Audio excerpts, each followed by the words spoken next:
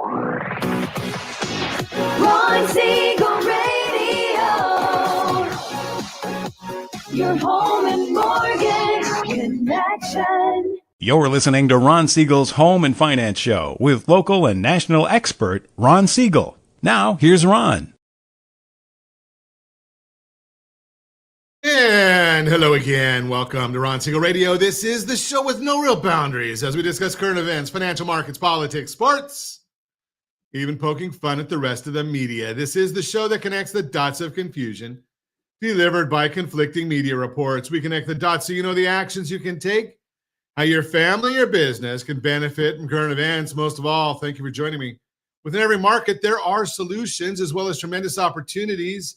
You just need some trusted guidance. That is my message, and I will be delivering it every day.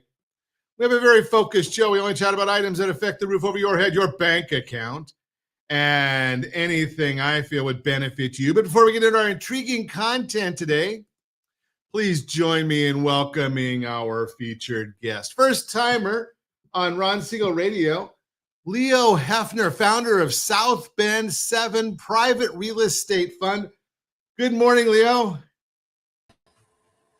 Hey, good morning, Ron. How are you? Glad to have you with us. You know, I see South Bend in there, and every time I see the word South Bend, it just brings...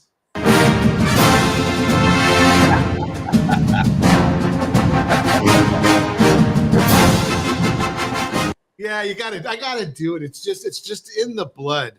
Hey, let me remind you, if you ever have any more finance-related questions, I am the consumer advocate looking out for you, and you can reach out to me directly, 800-306-1990, 800-306-1990, or ronsiegelradio.com. Just remember, that's the number you call anytime for assistance. When you call that number, it comes directly to me first. There are operators standing by. Quiet, numbskulls, I'm broadcasting.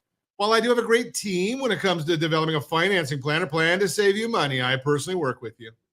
Even if you don't have any needs today, save this number in your phone for future reference, 800-306-1990, 800-306-1990. And yes, of course, we are celebrating today. You're not going to believe this one, but it is Root Canal Appreciation Day. Can you? I don't know. You got to celebrate something every day.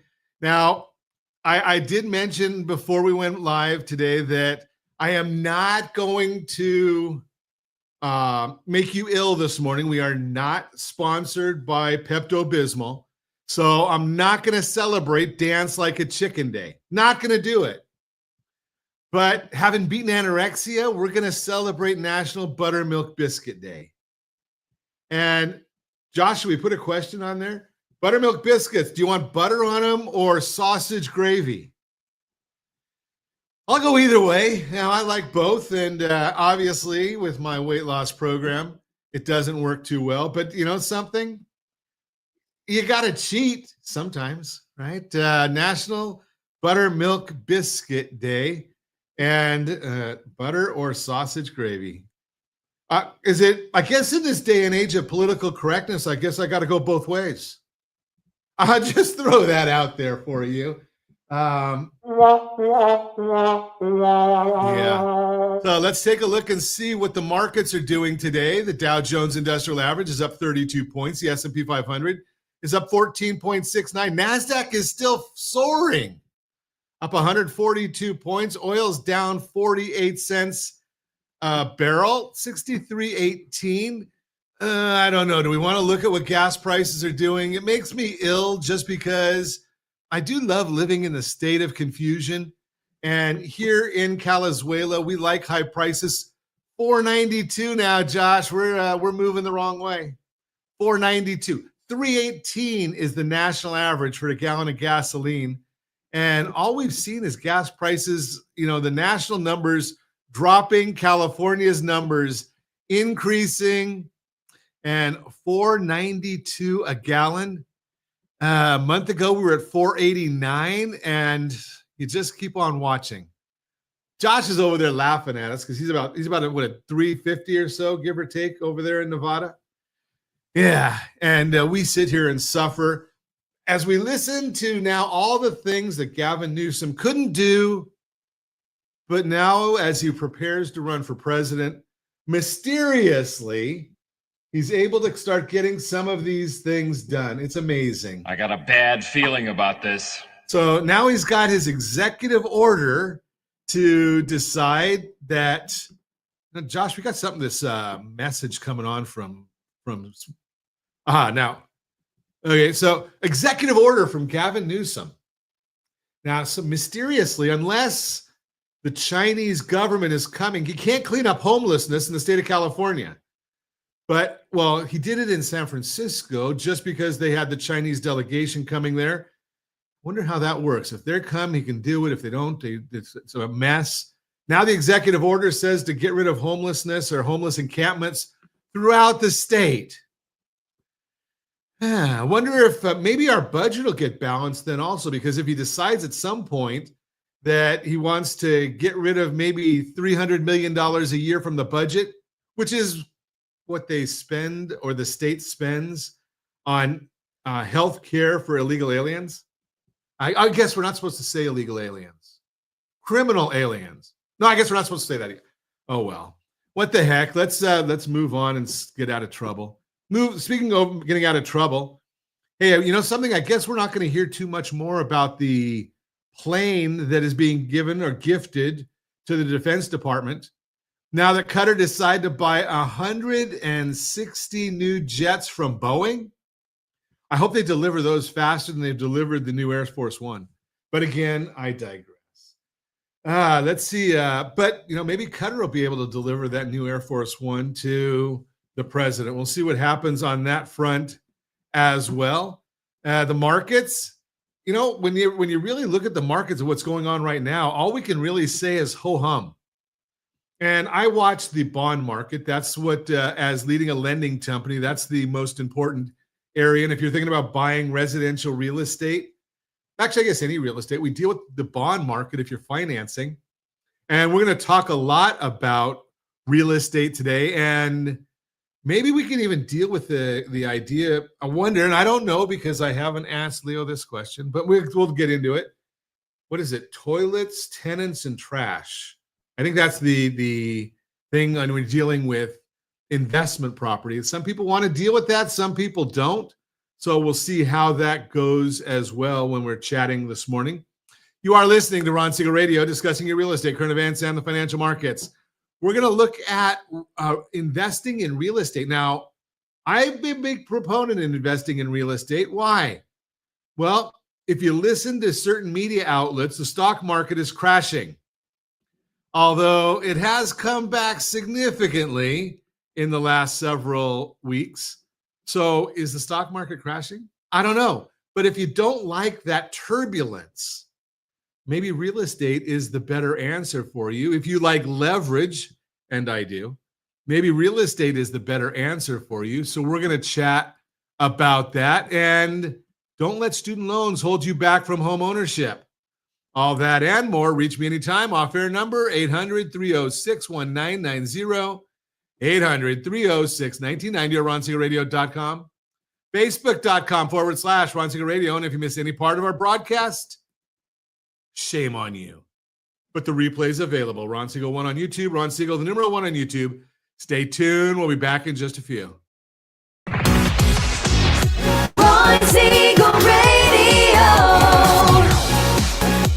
Your home and mortgage connection. Are you a veteran, own a home, and need money? The Siegel Lending Team is here to help veterans refinance and get the money they need. The VA 100 lets you borrow up to 100% of your home's value, refinance your mortgages, consolidate credit cards, and lower your payments by an average of $700 a month. And the Siegel Lending Team knows that character means more than a credit score. Call 800-306-1990. That's 800-306-1990. Rate subject to change without notice. Licensed by the California Department of Corporations, NMLS 21037, and DRE number 018694552. You're listening to Ron Siegel's Home and Finance Show with local and national expert Ron Siegel. Now, here's Ron. Welcome back to Ron Siegel Radio. Within every market, there are solutions as well as tremendous opportunities. You just need some trusted guidance. That is my message, and I will be delivering it every day on Ron Siegel Radio or anytime at 800-306-1990. 800-306-1990. The Mortgage Minute today being brought to you by our friends at Geneva Financial. When you're ready for that next home loan, Geneva's got the programs and the products. You just need to make the call. 800-306-1990. 800-306-1990. Every day at this time, OBMMI, they provide the most comprehensive, accurate, timely, and interactive analysis of pricing ever conducted in the mortgage industry, calculated from actual locked rates with consumers across 35% of all mortgage transactions nationwide. They do not tell us points paid, points received, or the APR. They tell us the number you need to put into your mortgage calculator to find out what your principal and interest payment will be. If you don't have a mortgage calculator, sorry, you got to go get it. It's free. rsrlinks.com/mobile app. rsrlinks.com/mobile app. What did rates do yesterday? A mixed bag once again. Conventional 30-year fix, 6.815. That was up. Jumbo 30-year fix, 6.96. That was down. FHA 30-year fix, 6.53. That was up. VA 30-year fix, 6.347. That was down. USDA 30-year fix, 6.544. That's the rural areas. Generally no down payment. That was up. And I will share with you, it's the most common question I get is, what are rates at? So there you have it. What does it mean? Nothing, because you can't get them. They don't apply to anybody. They apply to us. That's an average. Remember, strategy beats rate always. Strategy beats rate always, because as I've said before, and I'll tell you again, the highest interest rate loan I have saves you more money than anything else we do. What's driving interest rates today? Well, and if you want it, gethomeselect.com. It's pretty simple. Gethomeselect.com. Let's see what's going on with the rate market, the bond market, the stock market. What are the markets doing right now? Well, we've got the Dow Jones Industrial Average is down 25.42. We've got the 10-year Treasury is up 4 basis points, gone over a level of resistance that's not healthy for us, but we'll talk about it. We've got the mortgage bond is down 18 basis points right now. Remember, when that bond goes down, interest rates go up. What's driving all of this right now? Well, something it's a lot of folks that are excited about the market. And I keep hearing this over and over again. You're not going to hear this on MSNBC, Hee Haw, on the Cannabis News Network.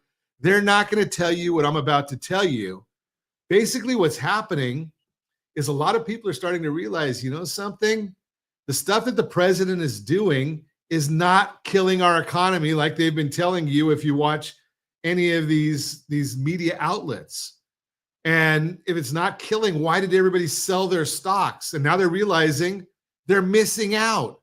So they're bringing money out of gold. They're bringing money out of bonds. They're putting this money back into the stock market. They call it a risk-on trade is what they're looking at. And that's kind of what's driving the market. Now, we got a CPI report yesterday. Very, very tame. In fact, in many areas, it was better than expected. What did the market do? Nothing. Bond market. Tomorrow, we're going to get the producer price index and retail sales. The market's expecting headline producer inflation to rise by 0.2% in April, and for the year-over-year rate to decline from 2.7 to 2.5. Core producer inflation is expected to rise by 0.3% last month and to decelerate from 3.3 to 3.1. Retail sales will provide a look at the health of the consumers and their spending. The overall retail sales figure for April is expected to show 0% growth. But the core reading, which is most important, it gets plugged into things like GDP, is expected to rise by 0.3%, and figures above estimates will likely be good for stocks, bad for bonds. However, if there is a miss, bonds will likely be the beneficiary. And we know that there's still some misguided information there. When you start hearing about people going and paying for their food and groceries on buy now, pay later, and they say the consumer is strong. Well, if they're strong, why are they using buy now, pay later to get their groceries? Realtor.com reported new rents fell 1.7% year over year as of April, which is the 21st consecutive month of year over year declines, and the declines are accelerating likely due to vacancy rates, which rose to 7.1% in the first quarter, highest level since 2018 third quarter. When a new rental unit is vacant, there is a carrying cost, which can cause the landlord to lower price to fill the unit. Yesterday's CPI report showed that rents are rising by 4% year over year, which is clearly overstated. With new rents, according to the real, we estimate that core CPI again is overstated by 0.5%. That's the Mortgage Minute, brought to you by our friends at Geneva Financial. When you're ready for that next home loan, Geneva's got the programs and the products. You just need to make the call, 800-306-1990, 800-306-1990. Today, Ron Siegel, we talk about your house, your bank account, and anything affecting the roof over your head. Today, I'm joined by a powerhouse in private real estate investing, Leo Hefner, founder of South Bend 7 Real Estate Fund and a pioneer in ethical, risk-reducing investment models. If you've ever felt burned by market volatility or worried about your retirement nest egg, you got to listen in. Leo's got a roadmap to help you invest smarter, not harder. Let's chat with Leo Hefner. Welcome. Hey, good morning. Glad to have you with us. So I got to go there, Leo. I know we talked about it a little before the broadcast, but every time I see your company name, I just am compelled.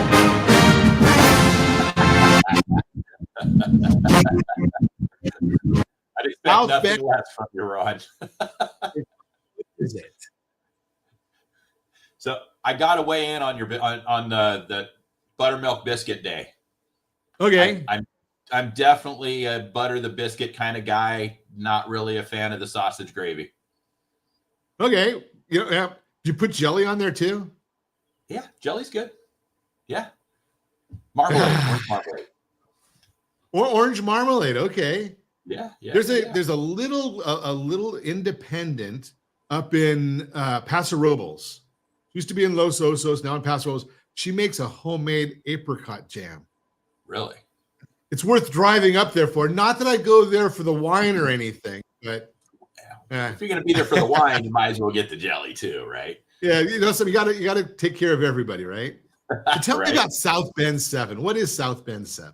So South Bend 7 is interesting. So it's a real estate fund I put together about 8 years ago now. That just the quick story is I was going up to Chicago to go see a friend of mine. I was sitting between two dudes on the airplane because as a big guy, I always end up in the middle seat. And these two guys were the risk management manager. You do know that the middle seat is the best seat on the plane, right? I would I'd much rather be on the aisle. Well, I'll tell you why I know it's the best seat.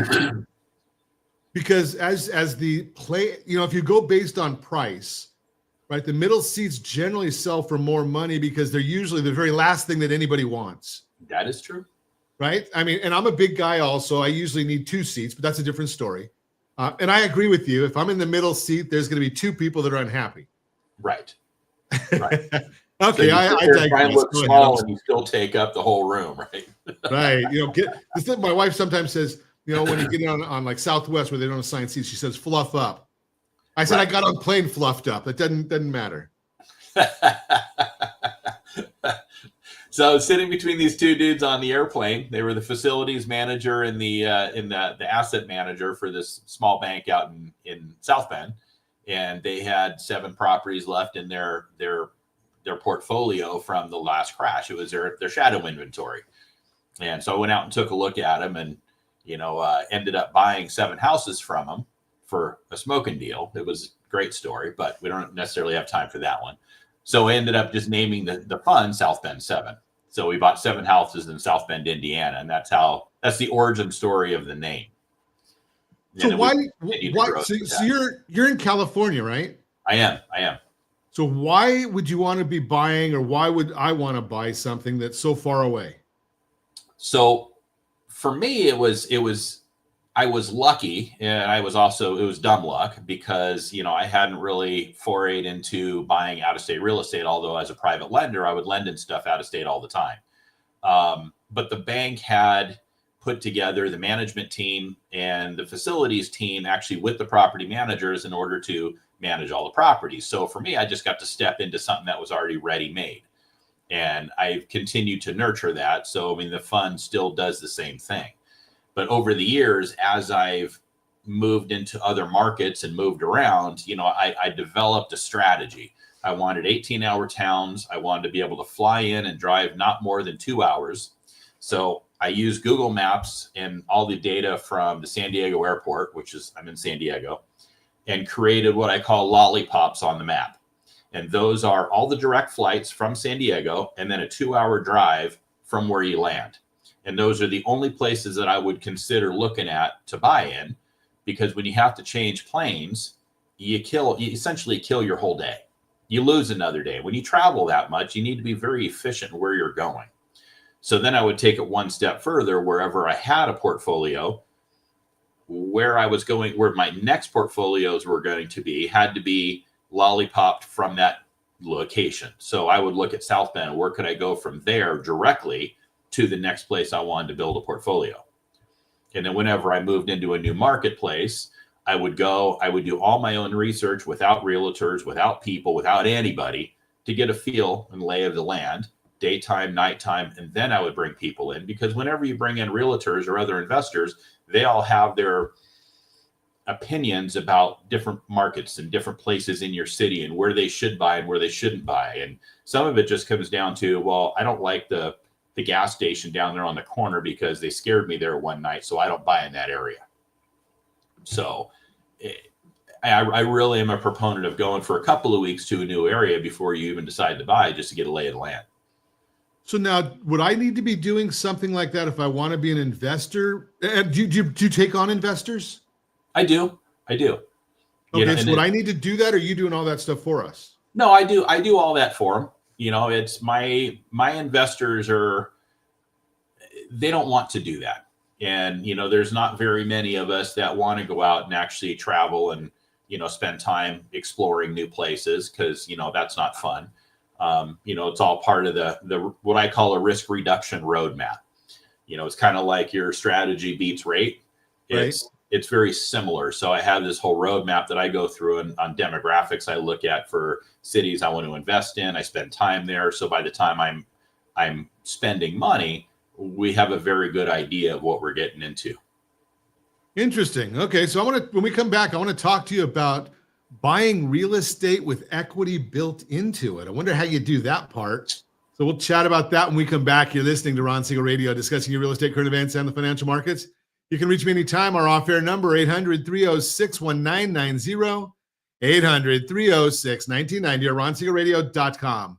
Facebook.com/Ron Siegel Radio. And if you miss any part of our broadcast, Ron Siegel 1 on YouTube. Ron Siegel, the numeral 1 on YouTube. Stay tuned. We'll be back in just a few. Ron Siegel Radio. Your home and mortgage connection. Confused about the home buying process? Or curious how much you really know about buying a home? Take the First Home IQ quiz to test your understanding of buying a home. Created by the nonprofit First Home IQ, this 5-minute quiz will give you a score, what you missed, and why. Take the quiz in 5 minutes at rsrlinks.com/FHIQ and find out what you need to know about buying your first home. That's rsrlinks.com/FHIQ. You're listening to Ron Siegel's Home and Finance Show with local and national expert Ron Siegel. Now, here's... Welcome back to Ron Siegel Radio. Within every market, there are solutions as well as tremendous opportunities. You just need some trusted guidance.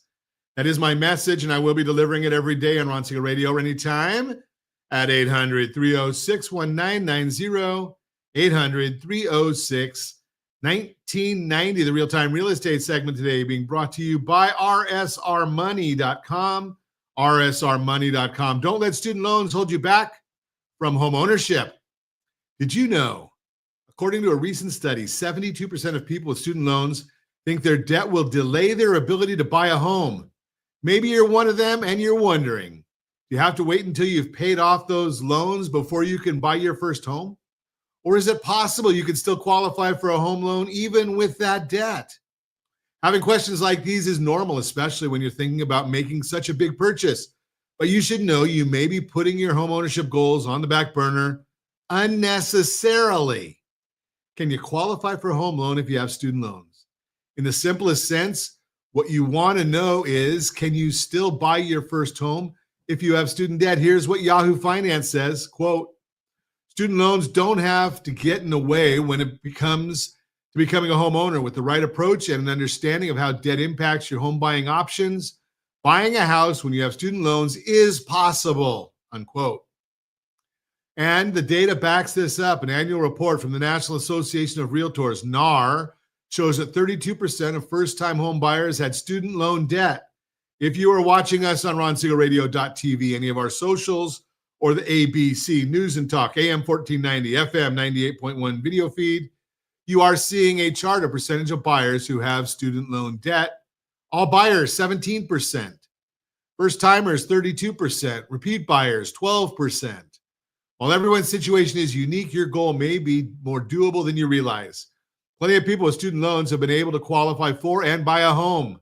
Let that reassure you that it is still possible, even as first-time buyer. And just in case it's helpful to know, the median student loan debt was $30,000.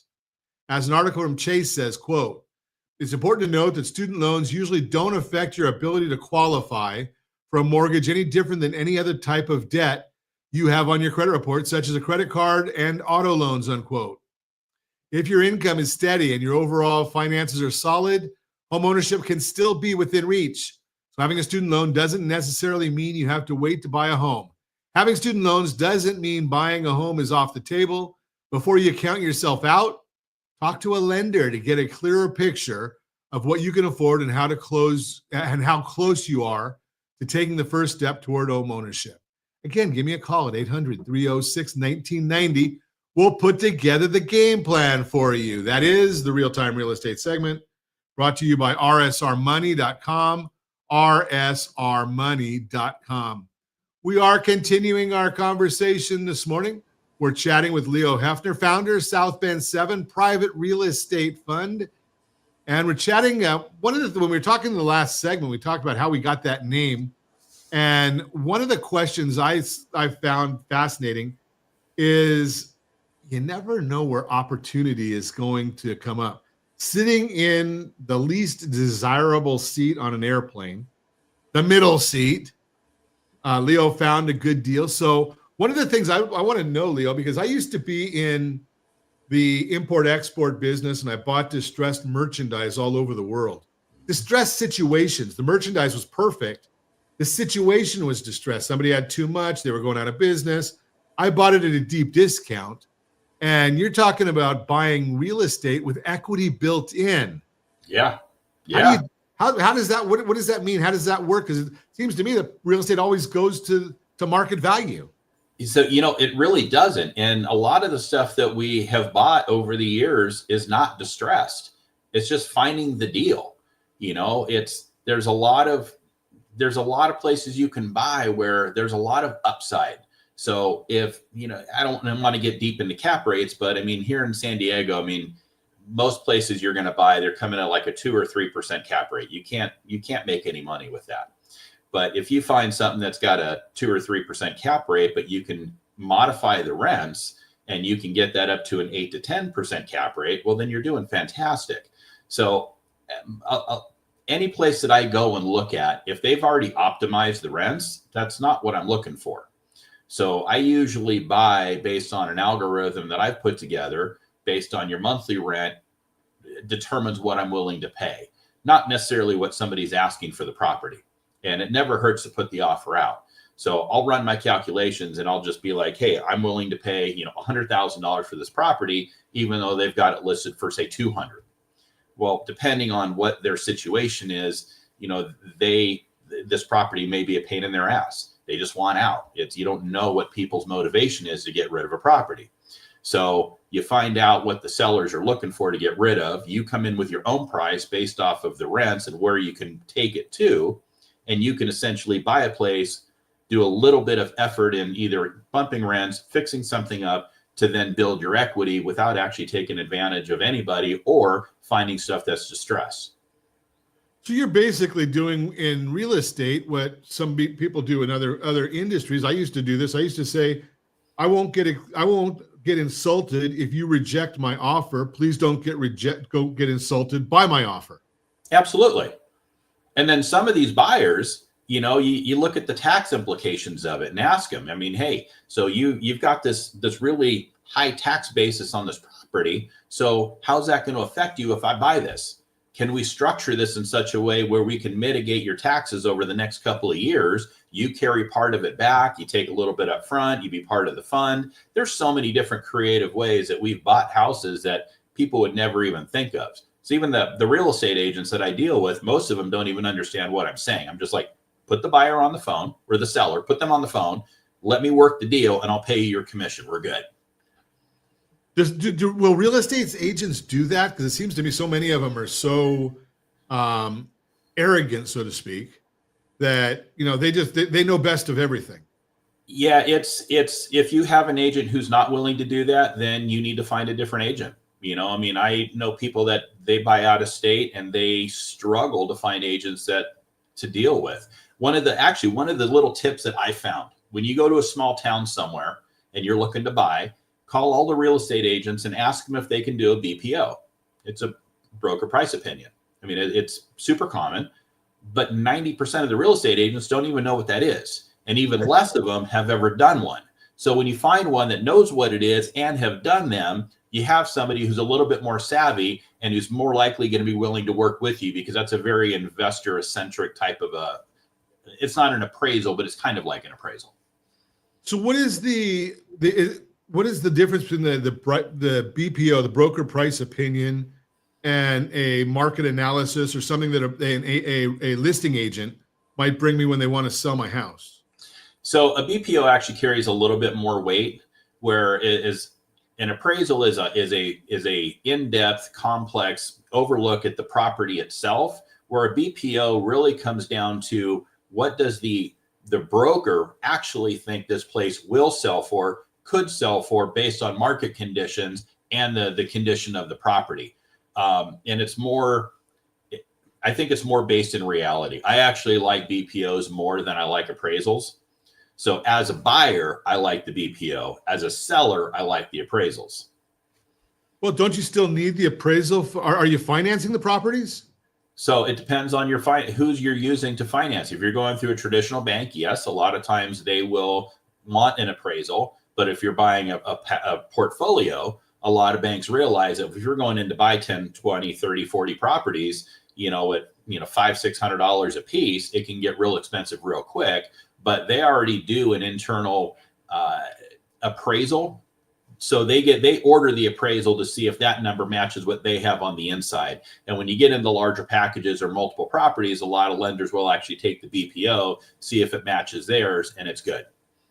Interesting. Not all of them, some of them. So now, are you buying with leverage? Are you a cash buyer? How does that work? So most of the time we're a cash buyer.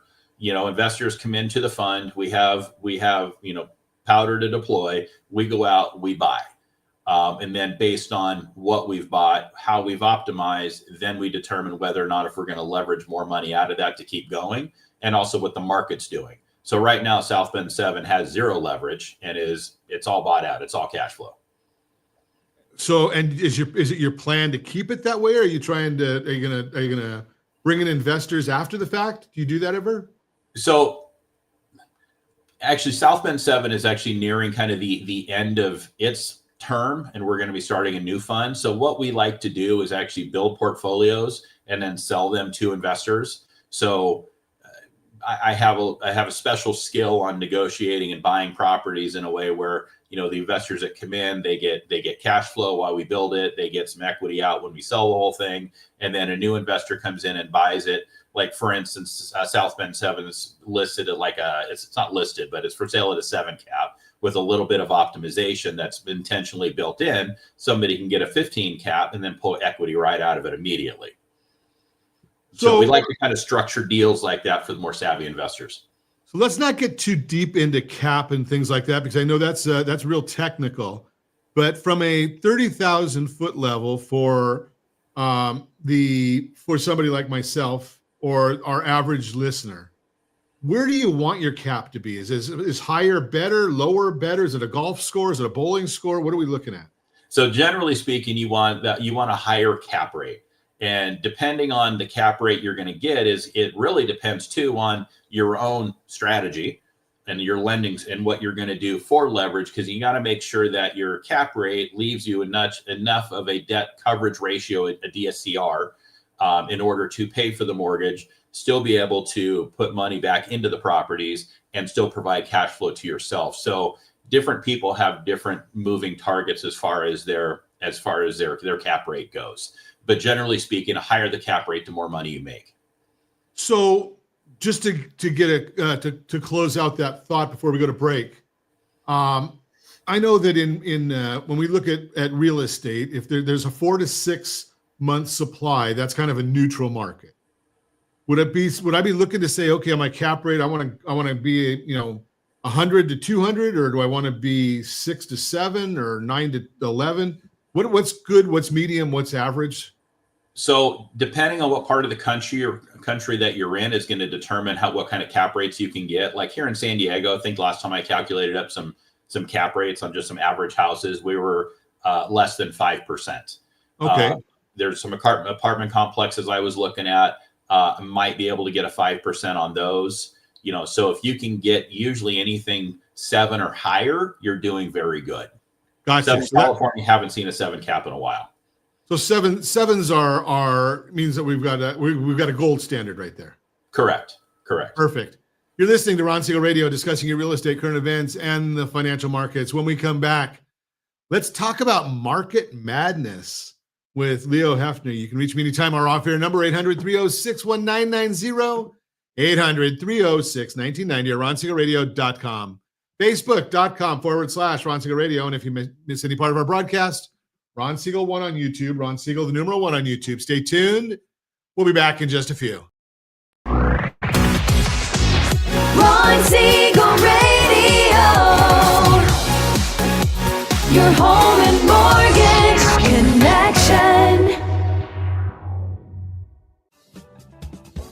Do you know a homeowner experiencing divorce? Do you know a real estate reference and the divorce decree could cost tens of thousands of dollars?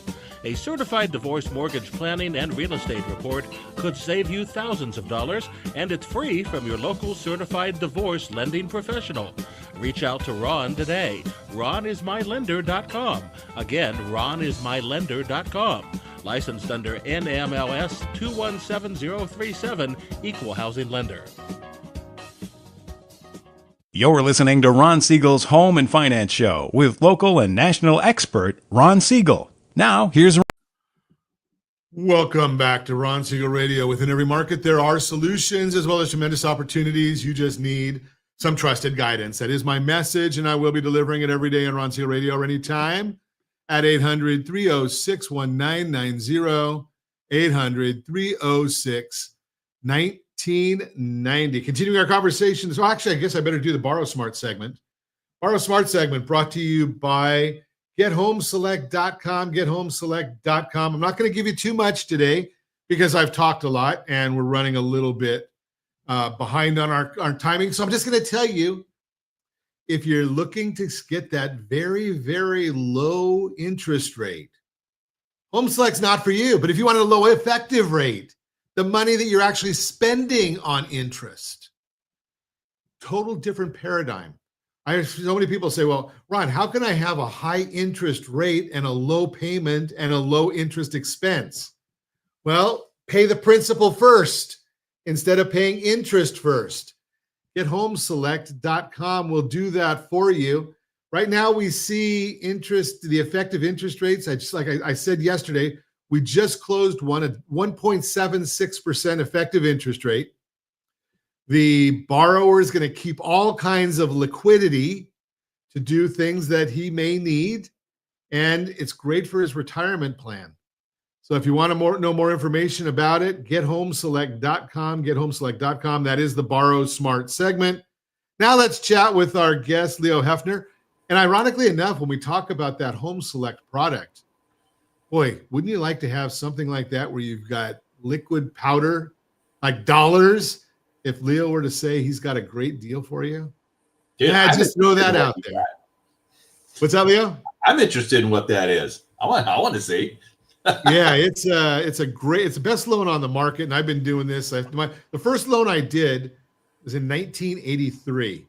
Wow. So I've seen a lot of markets. I've seen a lot of loans. I've done in the private money, the hard money, and all the subprime, the whole 9 yards. And this is the best one out there. But let's talk more about what you're doing out there. We hear a lot of people talking that this is a crazy climate for real estate. Is it a crazy climate, or is it just an opportunity that, as Warren Buffett puts it? It's all opportunity. It's kind of as a private lender, I used to do a lot more than I do now. You have your underwriting guidelines, and whenever you go to buy, when in real estate, I don't call it my underwriting, I call it my risk reduction roadmap. That is the set of guidelines, the guide rails that I put on when I go to buy properties that determines my guidelines on how I'm going to buy, which goes all the way down to, if I leverage, what am I willing to leverage it to, and at what point? So, it all needs to be thought out before you go out and you buy anything. And there's deals to be had no matter where you go. So it's just a matter of being, number one, willing to do the work. It's not like it's not a get rich quick scheme type thing.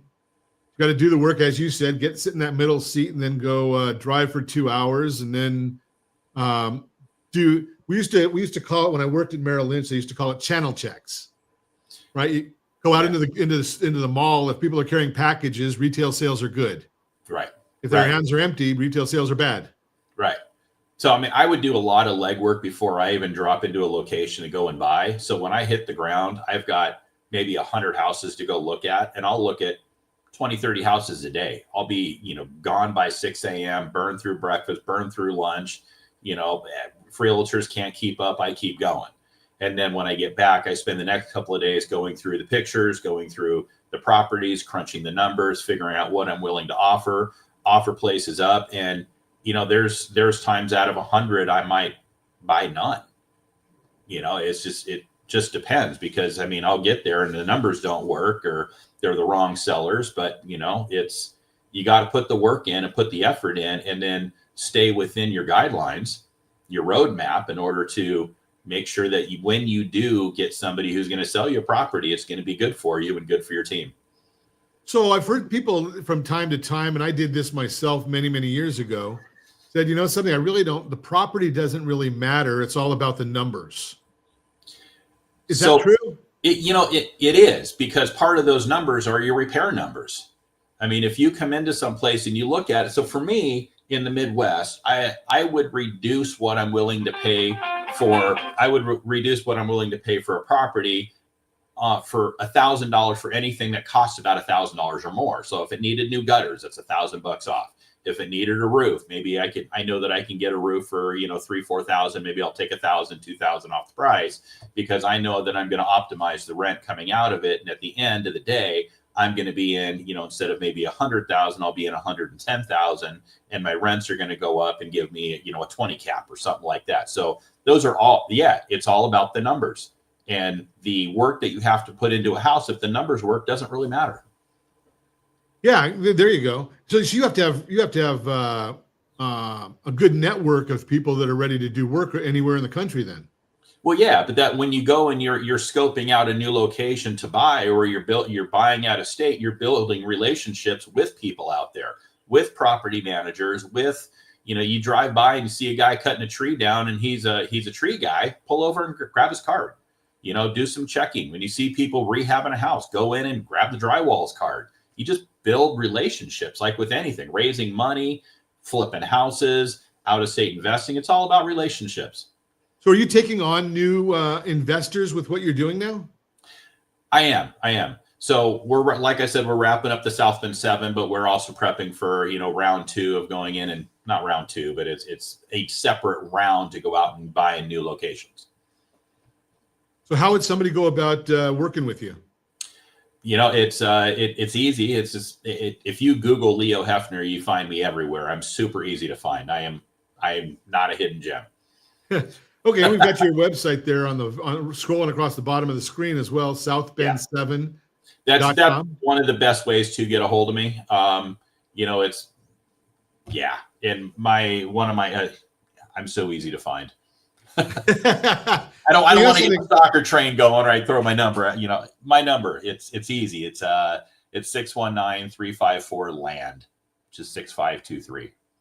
That's an interesting one. Okay, so nice, easy stuff right there. So, what would you share with somebody if they wanted to get into what you're doing, or would you even suggest someone doing it? No, I mean, if somebody's got the drive and they want to put the effort in to go do it, I mean, absolutely go do it, but do it right. I mean, you can only go so far with an LLC. At some point, you're going to have to do, probably a Reg A or a 504. I started in a 504 and then moved to a 506C. Okay, wait a second. You got to back up because I'm a simple guy. What is a 504 and a 506C? So they are SEC registrations for putting investors together for whatever the project is. So it's a legal way to be able to put investors together. Okay, so it's just one of those codes, kind of like the nonprofit has a 503 or whatever. Right, correct. So a 504 is kind of that friends and family one, where you can raise money from friends and family, non-accredited investors. Non-accredited investors are those that make less than $250,000 a year. When you make the jump to 506C, that's got to be probably one of the more challenging events that I have ever done in my career, because I didn't know what that entailed. And it stalled me for a while, because your whole world has to change. Your friends, the people you hang out with, the words you speak, everything changes, because you're dealing with a whole different type of people. If you're used to dealing with, nurses and, mechanics and air conditioning guys, and now all of a sudden you're dealing with CEOs and doctors and, high-powered attorneys, they speak a different language. And you have to really just know who your audience is. Right. And, that's, I think probably one of the best things I could give to people on that one is, people who are wealthy, people who are those accredited investors, people who make over $250,000, $300,000 a year, they're people just like you and me. But they like to hang out with good people. So you put your pants on the same way, right? Whether you're Warren Buffett or the homeless guy down the street. Right. But you have to also be able to show up with an abundance attitude, not I can't come and play poker with you tonight because I don't have the $10 to put in my car. Or they'd rather you be like, I'm showing up to win some money so I can put some gas in my car. Let's go. There you go. Yeah. So if you want more information about what Leo is doing, if you want to connect with him, give me a call at 800-306-1990. I have all his contact information right here.